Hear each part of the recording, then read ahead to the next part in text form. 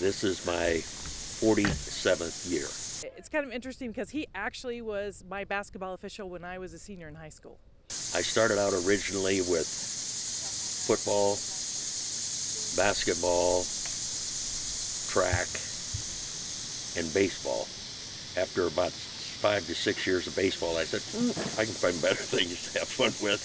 And then, of course, 35 years ago, that's when I went to volleyball. And then, because my wife gave me a choice, she says, 4 I'll accept, 5 I won't accept. He is noted for shooting the line when the ball's in, and everybody gets a big kick out of it. And he's always got a huge Irish grin on his face and makes everybody's day when he comes in the gym. You walk into a gymnasium and you see Muggs there, and you figure you're probably going to be playing an extra 10 or 15 minutes just because he talks to the kids, and his pregame speech is impressive, and it's fun, and it's good with the kids. I try to have fun, and I know if I'm having fun, the kids are having fun. And I'll be honest with you, I don't worry too much about coaches. I really don't worry too much about. As long as the kids are having fun, that's the important thing.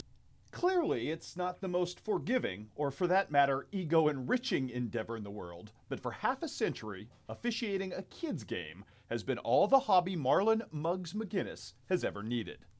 I always looked at it this way in refereeing, is the good Lord could be refereeing, and I guarantee you there would be people that would boo him. You know what I mean? That's just that simple.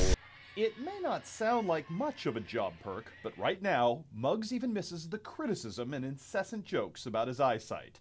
It was just a month ago that Muggs Mcginnis was diagnosed with stage 4 liver cancer, forcing him really for the first time in his life away from the games and the kids he loves. But not first without a fight. It's hard because he told me that's what gets him up in the morning. Obviously, at the beginning of the week, this last week, he was at the Suns Classic, and he'd always bragged about being at however many there was in a row. He'd always wanted us to find out, is this the 21st in a row or 22nd, or so. See, he's always there, and just really tribute to him that he gave it a shot last week, and unfortunately wasn't able to answer the bell. When they originally diagnosed it, till then they said it was going to be, they'd say 6 months to a year. Well, I've talked to too many people and saw too many people that 6 months to a year, and 8 years later they're still. So it's just a guess as far as what it's going to be. But hey, I'm looking. I honestly am planning that I can get back to my indoor track season come January. That's what my true plan is. And now to not really have that connection with the students that he's seen play over the years and their parents and the coaches, it's kind of like taking you away from food, for a while. He doesn't have anything to feed his soul as much, I think. So it's a challenge. I knew that he was going to fight it out as long as he could. Now it's time for him to take care of himself so he can get back at it. I don't know how many thousands of athletic events I've refereed. And I hope if I could just influence one kid at each meet or each activity, it's all worthwhile.